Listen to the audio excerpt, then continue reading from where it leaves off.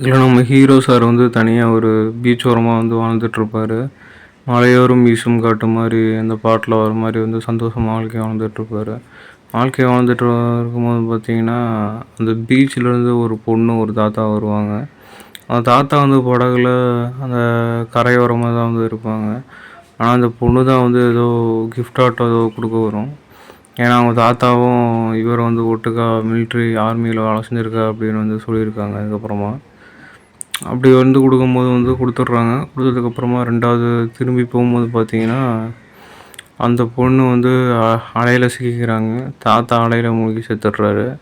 அந்த பொண்ணு மட்டும் வந்து நீச்சல் அடிக்குது. நீச்சல் அடித்து அதனால் வந்து எஸ்கேப் ஆக முடியல. இவர் நம்ம ஹீரோவை பார்த்துட்டு என்ன பண்ணிடுறாரு, போட்டை கடலுக்குள்ளே இறக்கி அந்த பொண்ணை மட்டும் காப்பாற்றிட்டு வர்றாரு.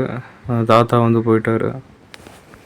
ஏற்கனவே இந்த ஆளுக்கு வந்து கிஃப்ட் கொடுக்க வரும்போதுமே பார்த்தீங்கன்னா, மூஞ்சியை மறைச்சி தான் வச்சுருப்பாரு. அதனால் வந்து அந்த பொண்ணு வந்து பயந்துக்கிட்டு இருக்கு. எங்கள் அங்கிள் இருந்தாங்களே, அங்கிள் எங்கே அப்படின்னு கேட்குது. அவன் அங்கிள் வந்து அந்த ஆலையிலே வந்து செத்துட்டார், அவர் உயிரோடு இல்லை அப்படின்னு வந்து அந்த பொண்ணுக்கிட்ட சொல்கிறாரு. சொன்னோன்னே அந்த பொண்ணு வந்து ஷாக் ஆகுது. ஷாக் ஆனதுக்கப்புறமா என்னென்ன இங்கே வச்சுருக்கீங்க, நான் திரும்பி எங்கள் அங்கிள் இருக்க தீவுக்கே போகணும், அங்கே யாராவது இருப்பாங்க அப்படின்னு. அங்கே யாரும் இருக்க மாட்டாங்க, உனக்கு தெரிஞ்சது உன் அங்கிள் மட்டும்தான் அப்படின்னு சொல்கிறாரு. ஆமாம், எனக்கு தெரிஞ்சது என் அங்கிள் மட்டும்தான், அதுக்குன்னு நான் இங்கேயே அடைஞ்சு கிடக்க மாட்டேன், நான் வேறு எங்கேயாவது போகிறேன் அப்படின்ட்டு அந்த பொண்ணு சொல்லுது. அதுக்கப்புறம் வேறு எங்கே போனாலும் ஆபத்து தான், இங்கே இரு அப்படின்னு நம்ம ஹீரோ சொல்கிறாரு. அந்த பொண்ணு வந்து கத்தியை ரெடியாக எடுத்து வச்சுட்டு இருக்கு. இவர் வந்தோடனே வந்து போட்டு தள்ளுருக்கு. ஏதாவது தப்பு நடந்துக்கிட்டானா அதனால் வந்து சேஃப்டியாக இருக்குது. ஆனால் இவரும் வந்து சேஃபாக தான் இருக்கார், நல்லா பார்த்துக்கிறாரு, எதுவுமே பண்ணுறது கிடையாது. அவரோட காலில் அடிப்பட்ட காயத்துக்குமே வந்து மருந்து போடுறாரு. அதுக்கப்புறம் அவங்க 2 பேருமே பார்த்திங்கன்னா, எனக்கு ட்ரெஸ் ஏதாவது வேணும், மருந்து வாங்குறதுக்கு வந்து நம்ம ஹீரோவை போகிறாரு. மருந்து அப்புறம் இந்த பொண்ணுக்கு போட்டுக்க ட்ரெஸ்ஸும் வாங்குறக்கு. அங்கே பார்த்திங்கன்னா இவங்களை தேடிகிட்டு இருக்க மிலிட்ரி ஆஃபீஸர்ஸ், பெரிய பெரிய போலீஸ் ஆஃபீஸர்ஸோட கேமராவில் வந்து மாட்டிடுறாரு. சின்ன ஒரு கஸ்டமர் உள்ள யூஸ் பண்ணிகிட்டு இருந்த செல்ஃபி கேமராவில் வந்து அவர் பூஞ்சி போட்டுருது. எல்லா கேமராவும் ஹேக் பண்ணி அவன் இருக்காங்கிற இடத்த வந்து கண்டுபிடிச்சிட்டாரு. 10 வருஷமாக தீவுக்குள்ளே அடைச்சி கிடந்தார். இப்போ அந்த பொண்ணுனால வந்து இவர் மாட்டிக்கிட்டார்.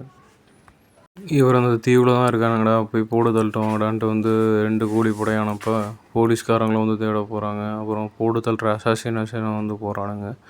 ஆனால் போடு தள்ள முடியாமல் வந்தவனுங்க எல்லாத்தையுமே ஹீரோ போடு தள்ள, அதுக்கப்புறமா அந்த தீவில் நம்ம இருக்கக்கூடாது, நம்ம இருக்க இடம் தெரிஞ்சிச்சுன்னு வந்து நம்ம சிட்டிக்குள்ளே வந்து பூர ஆரம்பிக்கிறாரு நம்ம ஹீரோ வந்து பொண்ணும்.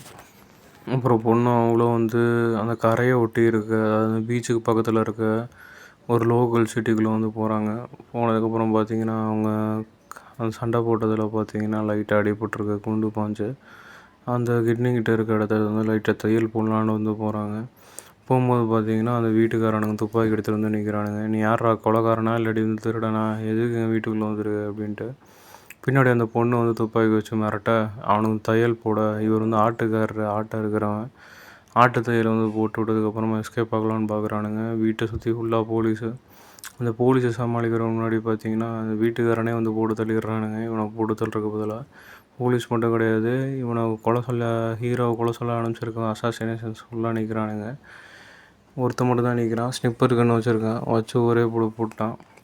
அப்புறம் நம்ம ஹீரோவும் பொண்ணும் அங்கேருந்து கார் சேஸ்லாம் பண்ணிவிட்டு அங்கேருந்து தப்பிச்சு ஒரு சேஃபான இடத்துக்கு போகிறானுங்க.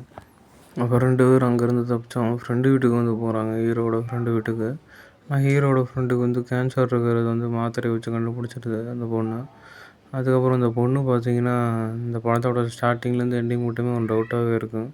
ஒருவேளை நம்ம ஹீரோவோட பொண்ணாக இருக்குமா அப்படின்ட்டு. இவர் தான் ரகசியமாக வளர்த்துட்ருக்காரோ, இவர்னால் வந்து ஏதாவது பிரச்சனை வந்துடணும் பொண்ணுக்கு அப்படின்ட்டு. அதுக்கப்புறமா வந்து பப்பில் போய் இவனுங்க வெப்பன்ஸை தேடலாம், இந்த பொண்ணை வந்து வேறு ஊருக்கு அனுப்புறக்கு ஆளை தேடிட்டு இருப்பாங்க. அப்போ அங்கேயும் வந்து சண்டை போட ஆரம்பிச்சிருவாங்க. அங்கேருந்து தப்பிச்சு பார்த்திங்கன்னா அந்த பொண்ணை காப்பாற்றிட்டு போட்டில் ஏற்றி விட்டுருவார். இந்த பொண்ணையும் ஊருக்கு அனுப்பிச்சி வச்சுருவார், வெளியூருக்கு. அப்புறம் அங்கேருந்து பார்த்திங்கன்னா வெளியூருக்கு அனுப்பிச்சவர் இந்த பொண்ணை வந்து வந்தது வெளில நின்று பார்ப்பார், கடைக்குடியில் நின்று. இந்த பொண்ணு வந்து செஸ் ஆடிட்டுருக்கும். அப்புறம் இவர் ஏதோ ஒரு கிஃப்ட் கொடுத்துருப்பார் அந்த பொண்ணுக்கு.